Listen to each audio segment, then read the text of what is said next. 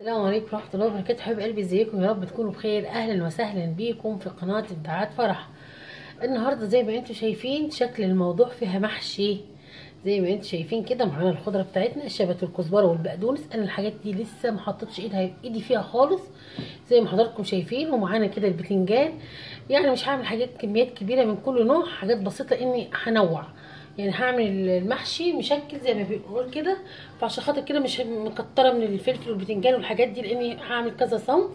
فانا معايا هنا البتنجان ومعايا الفلفل، حتى كمان فلفل حار او فلفل حراق بمعنى اصح. وده فلفل رومي بس مش عارفه ليه كده طويل، يعني مش البلدي اللي احنا بنحبه.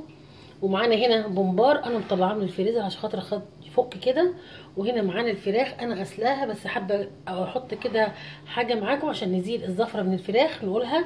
والطماطم. اما هنا معايا ورق الكرنب وورق الخس، ده الحاجات دي مفرزه مطلعاها من الفريزر. ده يعني بمعنى اصح هنعمل المحشي كرنب، وهنعمل محشي ورق الخاص اللي هو اللي دايما بنقول عليه انا المقرطس، عشان بنعمله كده زي السمبوسه. اما هنا معانا البتنجان والفلفل، وده هيكون المحشي بتاعنا ان شاء الله. اما الفراخ حابه بس كده اوريكم الفراخ. انا الفراخ دي شطفتها وغسلتها كويس، بس عشان خاطر نزيل الزفره منيها. واحده بعتت لي سؤال قالت لي طيب انت كده هنزيل الزفره من الفراخ، بس الفراخ في اللي هو الزلال اللي تحت الجلد. ايه اللي بيزيل الزلال اللي تحت الجلد؟ انا مش همسك طبعا تحت الجلد اشيل واقعد انضف وكده، لا، هو بس حبه الخل ما اقولكمش بتعمل ايه في الفراخ. وكمان حبه حلوين كده من الملح، وبقلب كويس جدا الفراخ بتاعتي بالملح والخل كده زي ما انتم شايفين.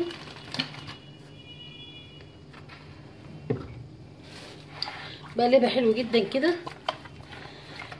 الخل والملح بيجمع لي، انا غسلاه بس هتلاقي بيتجمع لو في دم من الفراخ تحت العظم او بين النسيج بتاعها، بيجمعهولي وبيتغسل تاني طبعا بعد ما بنقعه كده، وبيشيل الزلال بتاع الفراخ، بيخلي ريحه الفراخ حلوه جدا جدا الخل والملح. وكمان قلنا الملح والخل. واخر حاجه معانا عصير الليمون. عصير الليمون ده كمان مهم جدا جدا في ازاله الزفره للطيور. البط انا بعمل نفس الموضوع، بس البط بزود عليه الدقيق، لكن الفراخ انا ما بحط لهاش دقيق ابدا. الفراخ يا دوب الخل والملح والليمون. اما البط بعمله نفس الطريقه دي طبعا، بحط الخل والملح والليمون، بس كمان بزود عليه الدقيق. بس كده مش اكتر من كده، بسيبه كده قد 10 دقايق مش اكتر من كده، وبشطفه كويس جدا. وببدا نعمل احلى شوربه، بتبقى ريحه الشوربه جميله جدا جدا بالحاجات دي. انا كده هسيبه كده شويه، وعلى طول هشطف الفراخ بتاعتي وهبدا اسلقها. ودي تعتبر اول نقطه كده، خلاص انتهينا منها. تاني نقطه هنعملها دلوقتي، انا خلطه المحشي بعملها معاكم كتير جدا جدا جدا.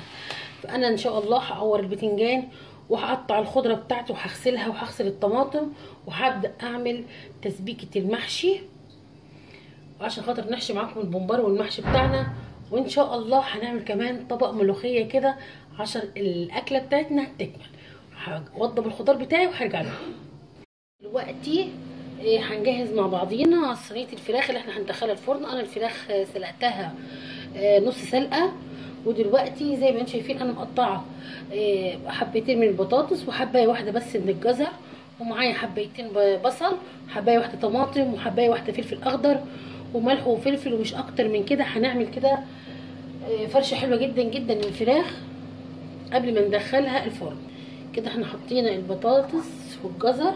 دلوقتي هحط عليها البصل بتاعنا مقطعاه بالطريقه دي حلقات كده. والطماطم انا مش هحط كتير طماطم، حبايه واحده بس من الطماطم، حبايه واحده بس من الفلفل. الحاجات دي ما بتستوي بتبقى فظيعه جدا جدا تحت الفراخ كده، تدي طعم حلو. لان انا هحط كمان معلقه من الصلصه عشان كده مش مكتره من الطماطم. كده احط حبه من الملح، بحط بايدي كده بحس ايدي ايه اظبط من المعلقه. حبه كده من الفلفل الاسود، كده بالبصره حلو جدا ومش اكتر من كده. بس حابه احط كمان فلفل اسود كده بيديها طعم فظيع.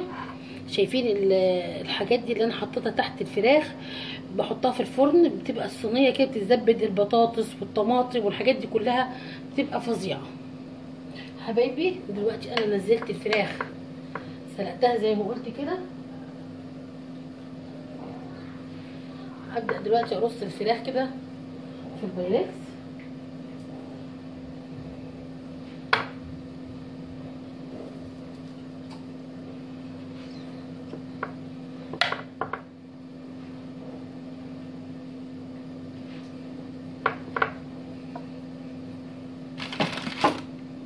ومن فوق بقى انا هنا جايبه معلقتين من صلصه الطماطم اللي انا مصلصاها دلوقتي للمحشي من غير بصل ومن غير اي حاجه. صلصه الطماطم دي طلعها كده معلقه من السمنه تسيح كده فيها، وهضيف لها طبعا حبه من الملح يكونوا حلوين كده، نص معلقه من الملح، حبه فلفل، وكمان هجيب بهارات مشكله. طبعا البخار بتاع الفراخ لانها تو على طول نازله من تو على طول شايلها من الشوربه. ودي العشر بهار اللي انا بعملهم دايما حبه كده حلوين برضو بيدوا طعم فظيع جدا بالفراخ. شايفين كده خلاص اتظبطت معايا، وحطيت الملح وحطيت البهار بتاعي والسمنه. ده بقى اللي هحطه على وش الفراخ قبل ما ادخلها الفرن. صدقيني بتبقى حلوه جدا. لو ما فيش انت مش مصلصه طماطم زي انا كده تقدري تحطي معلقه من صلصه الطماطم وعليها زيت او سمنه او زبده والبهارات اللي انت بتستخدميها. وهنبدا كده نحطها على الفراخ بالشكل ده. تبقى لذيذه جدا جدا الصينيه دي.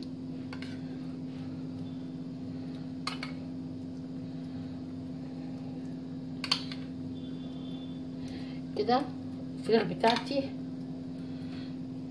هنا في حبه كده صغيره من الصلصه، احط لهم كده نص كبشه من الشوربه وهسيبهم احطهم كده من تحت على اساس البطاطس والجزر والحاجات دي كلها تستوي. زي ما حضراتكم شايفين كده حطيت حبه شوربه هدوقها بس متظبطه وزي الفل، وهنزلهم كده من تحت على اساس الجزر والبطاطس يستووا كده. البايركس ده مقولكيش على جماله، هيطلع ان شاء الله ان شاء الله زي الفل. وده اللي هنحطه ان شاء الله على الصينيه بتاعتنا او على السفره بتاعتنا على الطبليه بتاعتنا مع المحشي والملوخيه والبمبار. وده ان شاء الله هدخله الفرن واكيد هتشوفيه في النهايه. دايما فكره الحشو البمبار دي ازازه حاجه ساقعه انا قطعتها بالشكل ده. لو ازازه زيت برضو بتنفع بحطها كده بتبقى سهله جدا جدا. ما بحسش ابدا بصعوبه حشو البمبار، بل بالعكس بيبقى سهل معايا جدا جدا جدا. شايفين كده دخلتها كده وبمسكها كده من هنا بصباعيني دول وعلى طول بالمعلقه كده او بايدي زي ما انا طبعا متعوده. بجيب الرز وبحطه كده شايفين وهي كده. بصوا شايفين باسهل طريقه ممكن تعمليها في حياتك. بصي انا بحشي كميات كبيره جدا من البمبار في دقايق كده مفيش كده. خلصت اهو كده ببسطه كده وبطبطبه عشان خاطر طبعا بعمل حساب سوى الرز، وابدا اركنه كده. هعمل كل البمبار الموجود معايا ده وهرجع لك ان شاء الله وهنشوف كل حاجه مع بعضينا ان شاء الله ان شاء الله بكل بساطه. خلاص وصلنا للشكل النهائي بتاع المحشي بتاعنا. شايفين المحشي ما شاء الله عليه طالع والله العظيم تحفه. المحشي بتاعي فظيع. فطبعا انا ما عملتش الخلطه معاكم، بس انت ادخلي على قناه ابداعات فرح اكتبي اي نوع محشي ان شاء الله هتلاقيه، ان كان كرنب ولا بتنجان ولا كوسه ولا ورق عنب. كل المحاشي ان شاء الله انا عامله لها فيديوهات خاصه بيها. تقدري تنزلي على قناه ابداعات فرح هتلاقي كل حاجه انت شايفاها قدامك. اما سلطه الفراخ المحمره دي الفظيعه انا عملتها معاكم. حابه بس كده اشيل الفراخ وتشوفوا البطاطس والحاجات دي قد ايه مستويه البطاطس. حاسه بس بصوا زبده بالظبط. الجزر بص، شوف الجزر بس حاجه سخنه جدا زي الزبده بالظبط، بس الاكل سخن جدا. ومتحمر الفراخ كده شكلها جميل. اما هنا البومبار، وانا عملته معاكم بطريقه الحشوه البومبار بالازازه، بتبقى سهل جدا جدا. حاولوا جربوها ان شاء الله هتعجبكم بجد. وعامله هنا كمان الملوخيه بتاعتنا والمخلل. اما المكرونه دي كانت عندي في التلاجة، انا سخنتها في الفرن، ودلوقتي سخنتها في الفرن وهقدمها برده في الغدا. ما برميش حاجه الحمد لله. فدي المكرونه بتاعت فرح، برضو تقدري لو حابه تعملي المكرونه بتاعتي هتلاقيها ان شاء الله في قناه بتاعت فرح.